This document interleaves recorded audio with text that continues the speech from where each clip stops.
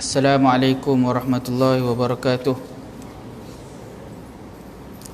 Alhamdulillahirabbil alamin. Salatu wassalamu ala asyrafil anbiya'i wal mursalin wa ala alihi washabihi ajma'in. Subhanaka la ilma lana illa ma 'allamtana innaka antal alimul hakim. Ishrah li sadri wa yassir li amri wahlul 'uqdatam min lisani yafqahu qawli. Allahumma hdina wahdi bina wahdin nas jami'a waj'alna sababan liman ihtada. Allahumma ati anfusana taqwaha wa zakkiha anta khairu man zakkaha anta waliyuha maulaha amma ba'd. Alhamdulillah. Pertama dan selamanya marilah sama-sama kita merafakkan setinggi-tinggi syukur kepada Allah Subhanahu wa taala. Selawat dan salam ke atas junjungan besar Nabi Muhammad sallallahu alaihi wasallam. Insya-Allah pada malam ni kita mengisi masa yang ada ni untuk sama-sama kita cari jalan untuk mendapatkan keredaan daripada Allah Subhanahu wa taala. Kita bincang tentang hadis Nabi Muhammad sallallahu alaihi wasallam. Mudah-mudahan perbincangan kita ni mendapat rahmat, keberkatan daripada Allah Subhanahu wa taala insya-Allah. Jadi kita masuk kepada hadis yang ke-13. Sebelum tu hadis yang ke-12, hindari doa orang yang dizalimi. Yang lepas kita dah bincang. Yang lepas kita bincang hadis yang ke-13, diusir dari syurga. Iaitu cerita pasal apa? La yadkhulul jannah man kana fi qalbihi mithqalu dzarratin min kibr. Tidak akan masuk syurga orang yang ada di dalam hatinya sedikit sebesar zarah perasaan kibir, membangga diri, membesar diri. Maksudnya orang yang takbur, orang yang sombong, dia tak akan masuk syurga. Kemudian sahabat tanya pada Nabi Muhammad sallallahu alaihi wasallam, ada seorang ni dia suka pakai baju megah-megah, suka pakai baju yang handsome, kan? Macam mana keadaan dengan orang ni? Nabi jawab, innallaha jamilun yuhibbul jamal. Sesungguhnya Allah Taala tu cantik, sukakan kecantikan. Berhias ataupun bercantik bukanlah termasuk dalam kalangan orang yang sombong. Tapi siapakah orang yang sombong? Orang yang sombong ialah al-kibru batarul haq wa ghamtun nas. Takbur itu menolak yang benar dan menghina orang lain. Menolak kebenaran itu kibir. Kita ego, kita sombong, kita rasa kita betul, kita rasa kita lebih baik pada orang lain. Itu termasuk dalam kalangan orang yang sombong, orang yang bongkak dan tidak akan masuk syurga, orang yang sombong. Kita bincang sikit, kita patah balik sikit hadis ni. Hadis di atas menerangkan kepada kita bahawa sifat takbur sangat dimurkai oleh Allah Ta'ala. Dan orang yang takbur akan dimasukkan ke dalam api neraka walaupun sifat itu hanya sedikit sekali ada pada dirinya. Orang yang sombong bererti merebut sifat kebesaran Allah Ta'ala. Yang layak membesarkan diri hanya Allah. Allah Ta'ala, bila Allah Ta'ala kata Allah Ta'ala besar ataupun membesarkan dirinya, layak dengan kesempurnaan Allah Subhanahu Wa Ta'ala. Sedang kita tak layak langsung nak membesarkan diri kita. Sebab apa? Sebab apa pun yang ada pada diri kita ni bukan kita yang punya, semuanya Allah punya. Kan? Malu dekat Allah, bangga pada perkara yang Allah Ta'ala bagi. Kan? Macam kita bawa kereta orang, kereta tu besar, kita bangga. Pada kereta orang bukan kereta kita. Jadi perasaan bangga ketika membawa kereta besar tu sebenarnya perasaan yang tak betul. Sebab kereta tu bukan kita punya, kereta tu orang lain punya. Kan? Sama dengan duduk dekat rumah orang yang besar, kan? Saya tak ingatlah siapa yang, kaum mana yang bila kahwin dia punya majlisnya, dia sewa kereta besar, dia sewa rumah besar semata-mata untuk kahwin je. Habis duit untuk kahwin je. Kan? Tapi sebenarnya bukan rumah dia, bukan kereta dia, kan? Tapi dia nak tak tahu apa dia nak daripada buat benda yang besar-besar tu, kan? Tapi sebenarnya itu bukan dia punya. Samalah dengan keadaan kita ni, kan? Tak patut kita membesar diri pada perkara-perkara yang sebenarnya bukan daripada kita pun. Kita baik pun sebenarnya anugerah daripada Allah. Kalau kita baik, kalau kita pandai pun sebenarnya anugerah daripada Allah. Kalau kita pandai, kita datang ke masjid ni, anugerah Allah bagi. Kalau Allah Ta'ala tak izin, kita tak sampai. May yahdillah fala mudhillalah wa may yudlil fala hadiyalah. Siapa yang Allah Ta'ala beri dia petunjuk, tak ada siapa boleh sesatkan. Siapa yang Allah Ta'ala sesatkan, tak ada siapa boleh bagi dia petunjuk. Siapa-siapa yang Allah Ta'ala izinkan datang ke masjid, tak ada siapa boleh larang. Siapa-siapa Allah Ta'ala tak izinkan dia datang ke masjid, tak ada siapa boleh bagi dia datang. Kan? Jadi semua kebaikan, kebesaran, semua ni adalah milik Allah. Dalam ada satu perbincangan dalam grup disebut pasal yang baik datang daripada Allah, yang buruk datang daripada kita. Ayat ni sebenarnya dalam Al-Quran Allah Ta'ala kata ma asabaka min hasanatin famin Allah wa ma asabaka min sayyi'atin famin nafsik. Tapi maksud apa? Maksudnya apa saja yang menimpa kamu yang baik datang daripada Allah, wa ma asabaka min sayyi'atin famin nafsik. Apa saja yang buruk yang menimpa kamu datang daripada diri kamu sendiri. Tapi ulama kata menyandarkan kesalahan tu pada diri kita tu adalah tanda kerendahan, kelemahan kita. Tapi hakikatnya semuanya adalah ketentuan daripada Allah Subhanahu Wa Taala. Bukan Allah Taala nak tentukan lemah kita, tapi Allah Taala nak kita belajar daripada kelemahan kita. Dan kalau kita tengok Iblis dengan Nabi Adam alaihissalam, peristiwa cerita antara Nabi Adam alaihissalam dengan Iblis yang menunjukkan bahawa Iblis ni diusir dari syurga kerana apa? Kerana sifat takbur. Dia rasa khalaqtani min narin wa khalaqtahu min tin. Iblis kata, engkau ciptakan aku daripada api, kan, sedangkan kau cipta Adam daripada tanah. Aku lebih baik daripada dia. Kenapa aku nak kena tunduk pada dia? Kerana Iblis merasa diri dia lebih baik, maka sebab itulah yang dia diusir oleh Allah Subhanahu Wa Taala. Maksudnya apa? Takbur ataupun sombong ini adalah pembuka kepada kejahatan. Punca kepada segala kejahatan ialah sifat takbur. Baik, hadis yang ke-14, hanya letih berjaga malam. An Abi Hurairah radhiyallahu an qala Rasulullah sallallahu alaihi wasallam, rubba qa'im laisa lahu min qiyamihi illa sahw.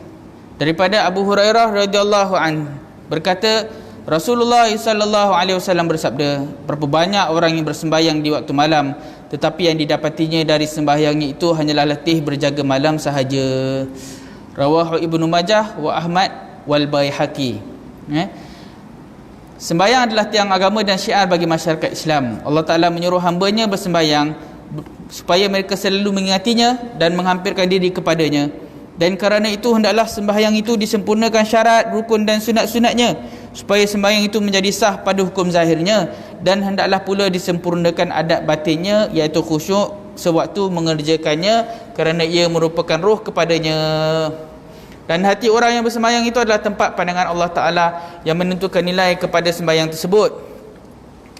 Maka apabila seseorang bersembahyang sedangkan hatinya lalai dari sembahyang, bererti dia tidak menghargai pandangan Allah Ta'ala kepadanya.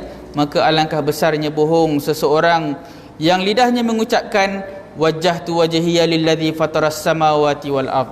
Aku menghadapkan mukaku kepada Tuhan yang menjadikan segala langit dan bumi, sedangkan hatinya mengingati yang lain daripadanya. Oh tuan-tuan, hadis penawar hati ni, walaupun saya bincang pasal hadis penawar hati ni, bukan hati saya yang paling tawar. Boleh jadi hati tuan-tuan yang lebih tawar daripada saya. Tapi kita bincang supaya kita sama-sama buat koreksi. Siapa yang perlukan pada penawar hati ni? Semua orang perlukan penawar hati. Apalagi orang yang selalu berjumpa dengan orang, lagi kena penawar hati ni.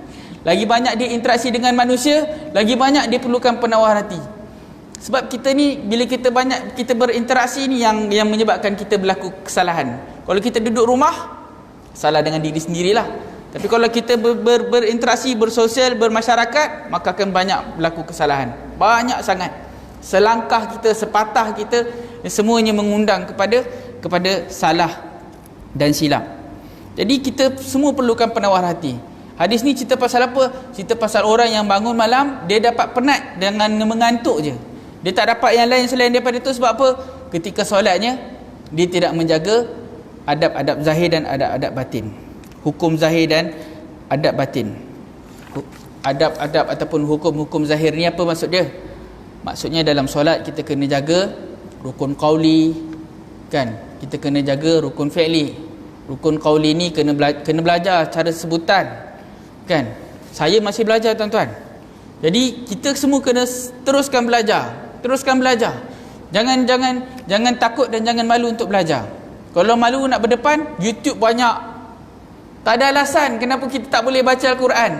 Kalau kita tak boleh baca Al-Quran dengan betul, tu maksudnya kita beralasan dengan Allah. Allah yang menjadikan kita, tiba-tiba kita beralasan dengan Allah. Apa kita nak jawab bila Allah Ta'ala, bila kita pulang pada Allah Ta'ala tolak amalan kita sebab tak betul bacaan kita ni, apa kita nak jawab pada Allah? Tak ingat. 50 tahun aku bagi kamu hidup, apa yang kamu buat? 30 tahun aku bagi kamu hidup, apa yang kamu buat? 24 jam sehari yang aku bagi pada kamu, apa yang kamu buat? Allahu Akbar. Tak dapat jawab, tuan-tuan. Saya pun tak dapat jawab. Kalau saya tak gunakan masa saya untuk sebahagian besar masa saya ni untuk agama, saya tak tahu apa saya nak jawab dengan Allah. Tak tahu apa nak jawab. Kalau saya nak bagi alasan, boleh. Dekat dunia ni memang banyak alasan kita boleh bagi. Tapi alasan pada Allah agak-agak boleh tak boleh. Bahasa Inggeris berhabuk cakapnya. Bahasa Melayu berhabuk cakapnya. Matematik sampai pembezaan, kalkulus, differentiation, log, apa benda semua tahu. Kalau cakap log 1 dah tahu jawapan dia. Apa log 1? Log 1 sama dengan kosong. Kan? Semua boleh tahu semua. Kan? Kalau tanya pasal benda lain semua kita tahu. Tiba tanya pasal agama kita tak tahu macam mana. Kan? Jadi dekat sini dia cerita pasal apa? Orang yang solat dia tidak dapat melainkan ngantuk dan penat saja.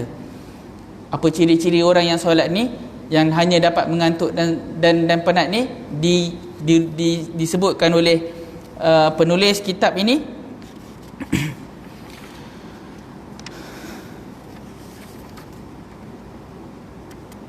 Ialah kerana tidak sempurna hukum zahir dan hukum batin. Hukum zahir tadi kita dah sebut, perlu betul rukun qauli, rukun fi'li. Walaupun kita solat seorang-seorang lebih kita kena jaga sebutan tu kena betulkan. Tak berlaku lah kat sini, kat tempat lain. Dan selalu saya sebut contohnya bacaan Al-Fatihah. Bacaan Al-Fatihah kalau kita nak laju kita kena baca macam mana? Bismillahirrahmanirrahim. Alhamdulillahirabbil alamin arrahmanirrahim maliki yaumiddin iyyaka na'budu wa iyyaka nasta'in. Itu pun kalau setengah ulama kata tak betul, tak sempurna. Kan? Bismillahirrahmanirrahim. Alhamdulillahirabbil alamin arrahmanirrahim maliki yaumiddin iyyaka na'budu wa iyyaka nasta'in. Ihdinas siratal mustaqim siratal ladzina an'amta 'alaihim ghairil maghdubi 'alaihim waladdallin. Itu habis lajulah. Kalau laju lagi bismillahirrahmanirrahim alhamdulillahirabbil alamin, tu salah. Kan? Maksudnya dia tidak berhenti. Kena berhenti bismillahirrahmanirrahim. Berhenti tu dengan apa? Berhenti tu dengan panjang ataupun tarik nafas. Kalau kita tak tarik nafas, kita sambung je terus, kan? Dia anggap seperti tidak berhenti. Jadi bacaan kita tu tak tepat. Itu rukun qauli. Sama dengan Allahu Akbar. Kan? Kena sebut masa takbiratul ihram, kena sebut Allahu Akbar. Kan? Takbir intiqalat tu, takbir perubahan tu tak apa, tapi takbiratul ihram kena sebut, kena keluarkan suara. Jangan takut sembahyang rumah kat rumah malam-malam sunyi, kita cakap perlahan pun dengar. Kan? Allahu Akbar. Kan? Tak boleh sebut kuat-kuat. Tuan-tuan, ada kajian sebut pasal sebutan ni. Rukun qauli ni sebelum adanya kajian ni rukun qauli dah ada. Kajian ni nak membuktikan. Tapi kalau tak ada kajian ni, tetap rukun qauli tu baik. Kalau tak ada kajian, tetap rukun qauli ni baik. Apa tu kajiannya? Kajian ni menyatakan kita ni perlu dirangsang oleh suara. Dengan kita fikir berbanding dengan kita cakap, bercakap tu bagi rangsangan lebih daripada kita fikir. Contoh, saya rasa, saya fikir dalam kepala otak saya ni handsome. Contoh kan. Saya ni baik, hari ni saya baik, hari ni saya nak jadi orang yang rajin, orang yang baik, orang yang suka tolong orang. Kalau saya fikir dalam kepala saya je, saya cuma bayangkan, dia tak ada kesan. Tapi kalau saya cakap, kita keluarkan perkataan tu, dia jadi kesan lebih baik. Sebab tu ulama kata adab berdoa mesti sebut dengar kat telinga. Kalau bukan tak boleh, Allah Ta'ala tahu apa yang dalam hati kita, tapi adalah lebih baik kalau kita tuturkan. Tak tahu bahasa Arab, bahasa Melayu, takkan tak tahu apa nak minta, malu kita tak tahu apa nak minta. Kalau kita tak tahu apa nak minta, maksudnya kita sombong dengan Allah. Orang kaya kan, dia tak tahu apa nak minta sebab dia rasa dia ada semua. Orang miskin yang akan minta banyak. Kita ni dengan Allah, kita kaya ke kita miskin? Kita miskin, kita banyak benda kita tak ada. Tiba-tiba nak minta dekat Allah, kita tak tahu pun nak minta. Allahu Akbar. Kita tak tahu pun nak minta. Kita semua tak ada. Sebab tu kita kena minta semua dengan Allah. Kan? Semua benda kita minta dengan Allah. Kan? Kita kena rasa kita miskin. Sebab tu bila kita rasa kita miskin, kita akan banyak minta pada Allah. Jadi kena sebut dengan sampai dengar. Cuba baca Al-Quran pun jangan baca dalam hati je. Memanglah antara perkara yang dapat pahala, tengok Al-Quran dapat pahala. Ini kalau malas sangat lah. Kalau malas sangat, buka aja Al-Quran tu, dapat pahala. Itu dah teruk benar lah kan. Tapi kalau baca, tuturkan, dengarkan, Masya Allah, lebih baik. Tilawatul Quran. Tak ada tilawatul hadis, tak ada tilawatul al-hisab, tak ada. Tilawatul lughatul malayuiyah, tak ada. Yang ada tilawatul Quran kan. Tak ada tilawah yang lain melainkan tilawah Al-Quran. Tilawah ni maksudnya apa? Baca dan memperdengarkan bacaan Al-Quran. Yang kedua yang susah sikit tuan-tuan perbincangannya, iaitu adab batin. Adab batin ni macam mana? Adab batin ialah khusyuk sewaktu mengerjakannya. Maksudnya apa? Maksudnya kita menghadirkan hati kita. Bila kita sebut dalam solat kita, wajjahtu wajhiya lilladzi fataras samawati wal ard. Aku hadapkan wajahku. Wajjahtu wajhi. Wajjahtu wajhi maksudnya aku hadapkan wajahku kepada siapa? Lilladzi fataras samawati wal ard, kepada yang menciptakan langit dan bumi. Maksudnya ketika kita solat, sebab tu solat ni maksud lain. Kalau kita tengok dalam bahasa Arab, solat ni asal daripada perkataan sola, sambung, hubung, komunikasi. Jadi solat ni sebenarnya adalah komunikasi kita dengan Allah Subhanahu Wa Taala. Kita berbicara dengan Allah. Sebab tu kita kena fahamkan sebutan kita ni. Mudah-mudahan bila kita faham sebutan tu, hadir hati kita. Oleh kerana itu Imam Hasan Al-Basri rahimahullah ta'ala mengatakan, kullu salatin la yahduru fiha al-qalb fahiya ilal uqubati asra'. Setiap sembahyang yang tidak ada khusyuk, hati bersamanya adalah lebih hampir kepada siksaan. Maka berusahalah untuk mendapatkan khusyuk dalam solat dengan menghadirkan hati pada setiap bacaan yang diucapkan, dan tanamkan di dalam hati akan kebesaran Allah Ta'ala dan keagungannya, sambil memandang rendah kepada diri dan rasa malu kepada Allah Ta'ala. Disertai pula rasa kekhawatiran terhadap amalan yang telah dilakukan, apakah ia diterima atau tidak. Namun perlu pula dicampuri dengan harapan yang besar agar sembahyang kita yang tidak seberapanya ini diterima di sisinya, bukan kerana keindahan sembahyang yang kita lakukan, tetapi hanya semata-mata dengan limpah kurnia daripada Allah Ta'ala sahaja. Allahu Akbar. Tuan-tuan, pengarang menyatakan bahawa bila kita nak dapatkan khusyuk ini, kita hadirkan hati kita, ingat sungguh-sungguh pada apa yang kita baca. Boleh tuan-tuan, kita cari peluang untuk kita faham satu demi satu makna. Terjemahan kita baca bagus juga, tapi kalau terjemahan kita tak hayati apa benda sebenarnya yang disebutkan. Misalnya kalau kita sebut semulah kan, bismillahirrahmanirrahim, ataupun kita sebut dalam rukuk kita baca apa? Subhana rabbiyal azimi wa bihamdih. Subhana rabbiyal azimi wa bihamdih. Apa maksud subhana? Maha suci kan. Kalau kita faham sungguh-sungguh maha suci ni maksudnya apa? Allah Ta'ala tak ada kurang, tak ada silap. Yang silap kita. Subhana tu maksudnya apa? Allah Ta'ala ni tidak pernah ada kekurangan, tidak pernah ada kesilapan. Yang kurang tu kita.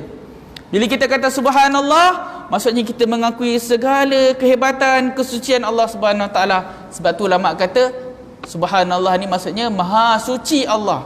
Suci daripada apa? Suci daripada kesilapan. Maha suci. Tuan-tuan tahu maksud maha suci? Maha suci maksudnya tak ada dosa, tak ada kotor, tak ada silap, tak ada cacat cela, tak ada. Maha suci Allah. Dunia ni subhanallah, maha suci Allah. Sebab Allah Ta'ala jadikan dunia ni lengkap, sempurna, hebatnya. Bila datang tangan manusia jadi huru-hara. Manusia Allah Ta'ala jadikan cantik. Tapi lama kelamaan bila manusia membesar, manusia gunakan nikmat yang Allah Ta'ala bagi dengan cara yang tidak betul, menyebabkan dia kembali ke serendah-rendah kedudukan. Tu maksud subhana. Azim, Allah Ta'ala ni perkasa kan, agung, hebat. Wa bihamdih, dengan segala kepujiannya. Tuan-tuan, kita dah bincang sebelum ni, Allah Ta'ala Hanya Allah Ta'ala saja yang layak membataskan pujian. Kita tak boleh puji sebanyak mana Allah Ta'ala memuji dirinya sendiri. Maksudnya pujian pada Allah kita ni terbatas. Sebab Allah Subhanahu Wa Ta'ala saja yang benar-benar mengenali dirinya, dan tidak terbatas pujian kepada Allah Subhanahu Wa Ta'ala ni selagi Allah Ta'ala tidak membataskannya. Maksudnya kita boleh sebut 99 nama. Lebih pada 99 nama kita tahu tak? Kita tak tahu. Ada hadis sebut nama Allah lebih daripada 99 lagi. Maksudnya apa? Sifat kesempurnaan Allah lebih daripada yang kita tahu, lebih daripada yang kita tahu, dan kita tak akan dapat tahu, tak akan dapat singkap ke hakikatnya.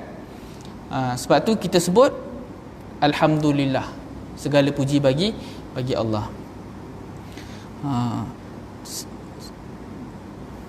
Memandang rendah kepada diri dan rasa malu kepada Allah Ta'ala, disertai pula rasa kekhawatiran terhadap amalan yang telah dilakukan. Maksudnya masa kita buat, kita bimbang juga, tapi dalam masa yang sama penulis sebutkan kat sini, dalam masa perlu dicampuri dengan harapan yang besar agar sembahyang kita yang tidak seberapanya ini diterima di sisinya. Maksudnya kena ada khauf dan kena ada rojak. Khauf ni apa? Takut pada Allah, takut amalan kita tidak diterima. Rojak, harap pada Allah. Kita takut dan harap pada Allah, maksudnya apa? Takut dan harap, takut pada kebesaran Allah dan harap pada rahmat dia. Sangka baik kita dengan Allah, kan? Allah Ta'ala ni mengikut sangkaan hamba-Nya, kan? Jadi masa kita solat, kita kena ada harapan dalam hati kita bahawa amalan kita diterima, kan? Mesti kita kena mengharap bahawa amalan kita diterima. Tak boleh kita risau aja.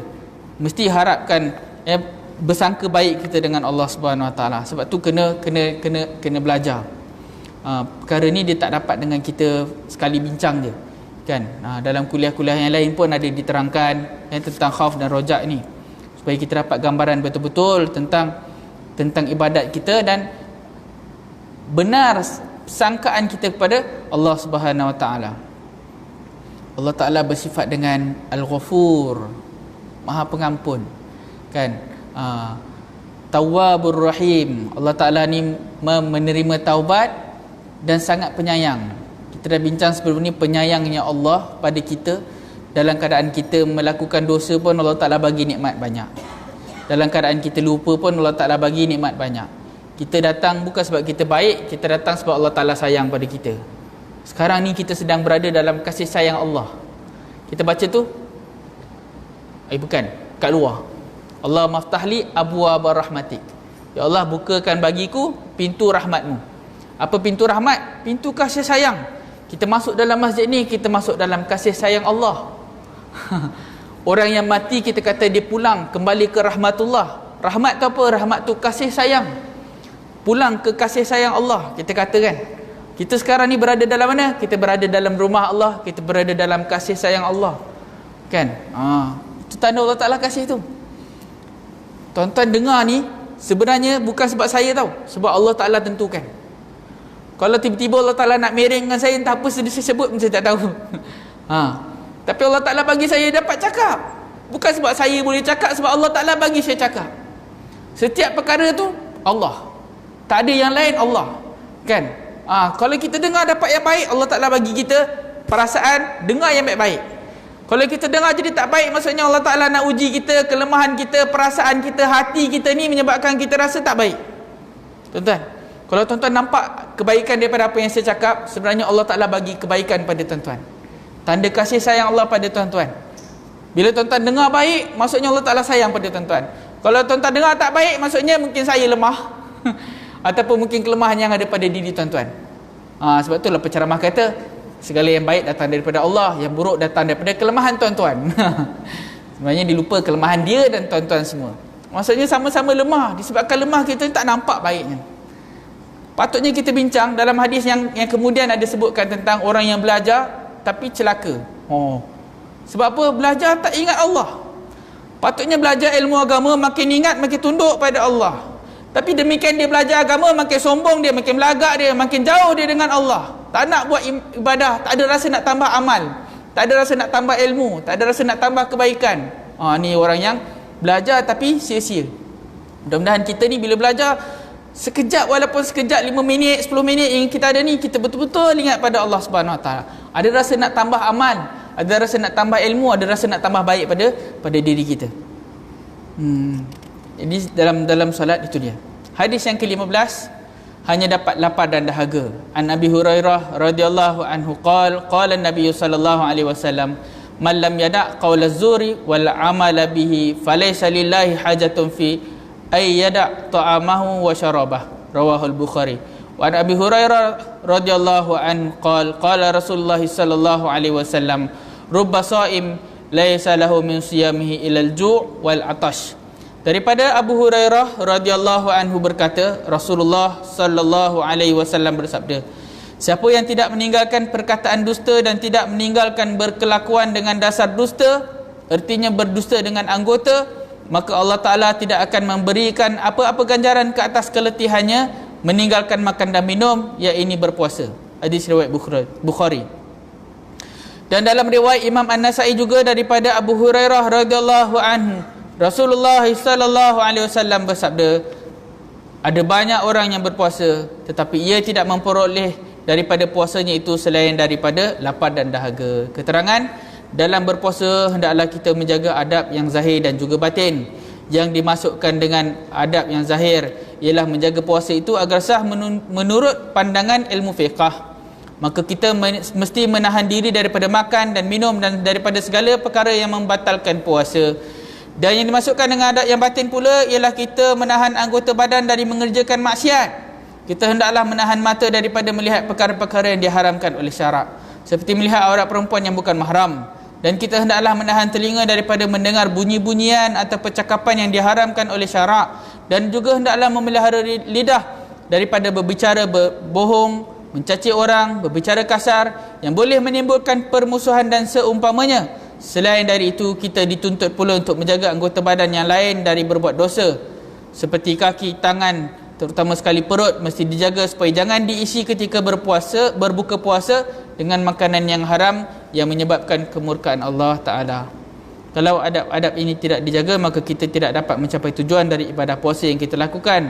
Puasa adalah bertujuan mengawal hawa nafsu supaya tunduk kepada aturan Allah Ta'ala, bukan hanya sekadar menahan lapar dan dahaga. Maksudnya menahan diri dari lapar dan dahaga dan perkara-perkara yang membatalkan puasa dari terbit fajar sehingga ketika keterbenam matahari. Itu maksud puasa dari segi fiqahnya. Tapi yang disebutkan kat sini, ada ramai orang yang tidak berapa ramai orang yang puasa tapi dia hanya mendapat lapar dan dahaga. Sebab apa? Sebab dia tidak menahan dirinya daripada perkara-perkara yang lain, iaitu melakukan maksiat. Kan? Tuan-tuan, sebenarnya bila kita tidak menahan diri kita daripada melakukan maksiat ini, satu, pahala puasa kita kurang. Yang keduanya tuan-tuan, maksudnya kita tidak mencapai tujuan puasa. Apa tujuan puasa? Tujuan puasa ialah at-taqwa. Tujuan puasa ialah takwa. Maksudnya orang yang benar-benar puasa, dia akan dapat rasa takwa tu. Takwa tu maknanya takut. Takut tetapi rindu. Kita ada sebut sebelum ni. Takwa tu apa? Takwa tu takut tapi rindu. Takwa tu bererti dia melaksanakan semua perintah dan meninggalkan segala larangan. Tuan-tuan cuba bayang, meninggalkan segala perintah dan melaksanakan segala perintah dan meninggalkan segala larangan. Susah tuan-tuan. Tuan-tuan rasa macam mana? Setakat ni tuan-tuan dah melaksanakan semua perintah dan meninggalkan semua larangan? Saya cakap saya lah, saya tak cakap tuan-tuan. Ada satu perintah apa? Perintah amar ma'ruf nahi mungkar. Ni kita tak buat tuan-tuan. Saya tak buat. Kalau ada berlaku mungkar, kita tak ada rasa nak tegur. Kan?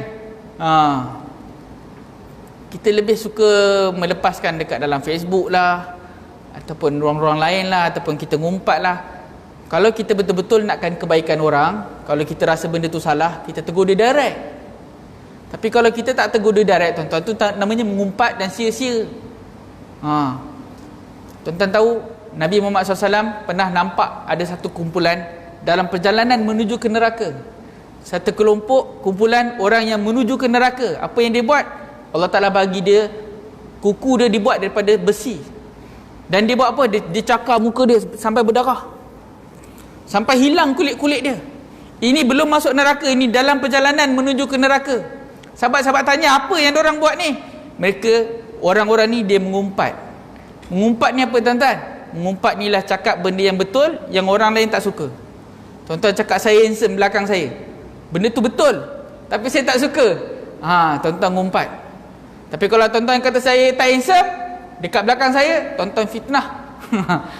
Jadi itu dikira fitnah. Kalau ngumpat macam mana? Ngumpat ni cakap benda yang betul belakang orang, tak ada tujuan.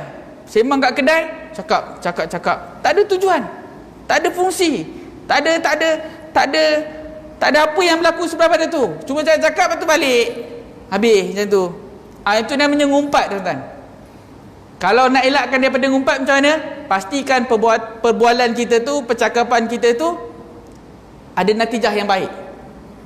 Ada natijah yang baik. Kalau natijah tak ada natijah. Apa benda sembang tak ada natijah, itu berhenti. Kan? Tutup telinga, tukar topik. Kan? Sembang mesti ada natijah. Kalau kita nak cakap pasal buruk orang, pastikan kita cakap tu ada natijah. Kalau tak ada natijah, jadi ngumpat kosong. Macam tu je. Bila kita nampak buruk, kita tegur di depan-depan, jangan ngumpat. Kita tak mampu nak buat amal makruf nahi mungkar ni, tuan-tuan. Nabi sebut dalam satu hadis, Nabi kata, man ra'a minkum munkaran falyughayyirhu bi yadihi, fa illam yastati' fa bi lisanihi, fa illam yastati' fa bi qalbihi, wa dhalika adhaful iman. Nabi kata siapa-siapa yang nampak mungkar. Tuan-tuan nampak tak mungkar? Allahu akbar. Kalau tak nampak tak tahulah, mungkin tuan-tuan tak keluar rumah agaknya. Kan? Kita keluar je nampak mungkar, tapi kita tak tahu apa nak buat. Kadang kemungkaran tu berlaku depan kita pun kita buat tak tahu je. Allahu akbar. Kalau siapa-siapa yang nampak mungkar, dia kena tegur dengan tangannya, maksudnya dengan kuasanya, dengan kuasa atau tanggungjawab yang ada pada dia. Kalau dia tak mampu, dengan perkataannya. Kalau dia tak mampu, dengan hatinya. Kalau dengan hatinya pun tak mampu, dia tak beriman. Maksudnya dengan hati ni, menegur dengan hati adalah selemah-lemah iman. Ulama bincang apa maksud menegur dengan hati. Maksudnya benci benda tu. Kalau mungkar tu kita tak benci, sampai tahap kita tak ada rasa benci, Allahu akbar. Macam kita tengok sekarang ni, banyak benda mungkar berlaku depan kita, tapi kita tak boleh nak buat apa. Kalau dalam Facebook bolehlah kita bantai, cakap ke, bagi nasihat ke apa ke. Tapi yang berlaku depan mata kita ni, kan, contoh tuan-tuan nampak orang sembayangnya tak betul, tapi kita tak boleh nak tegur. Allah akbar, lemahnya. Kan, sembayangnya tak betul ataupun caranya tak betul, kan. Tegur pula kena ada hikmah, kan. Kita nak tegur takut lepas ni dia tak nak datang dah, kan. Tapi kalau kita tak tegur, kita zalim pada diri kita dan kita zalim pada diri dia. Tu macam nak buat? Kena ambil pendekatannya hikmah. Kita nak tegur, kita takut lepas tu dia tak datang dah, kan. Tapi kalau kita tak tegur, kita zalim pada diri kita dan kita zalim pada diri dia, kan. Sebab kita biarkan dia buat benda yang tak betul. Jadi tuan-tuan,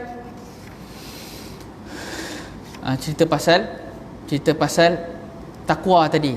Takwa ni maksudnya melaksanakan segala perintah dan meninggalkan segala larangan. Meninggalkan segala larangan ni pun tuan-tuan susah kita nak buat, kan. Susah kita nak buat. Tak mampu kita nak meninggalkan segala larangan. Mesti ada banyak benda yang kita buat. Contoh membazir masa. Banyak masa kita bazirkan. Hari ni ada tak satu masa yang berjalan tanpa kita ingat Allah?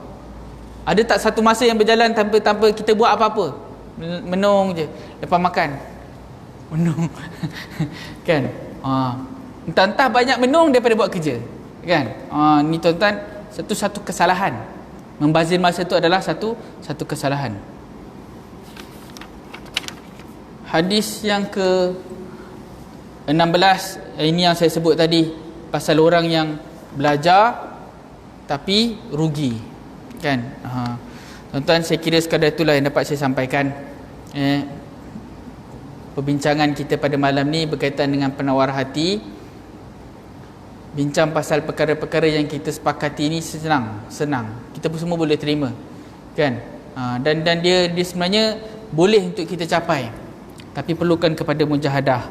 Mudah-mudahan Allah Ta'ala berikan kepada kita kekuatan, Allah Ta'ala berikan kepada kita kemudahan, kelapangan. Kita banyakkan minta pada Allah Subhanahu Wa Ta'ala untuk Allah Ta'ala jaga hati kita. Saya suka dengan doa Allahumma ati anfusana taqwaha. Saya suka doa ni.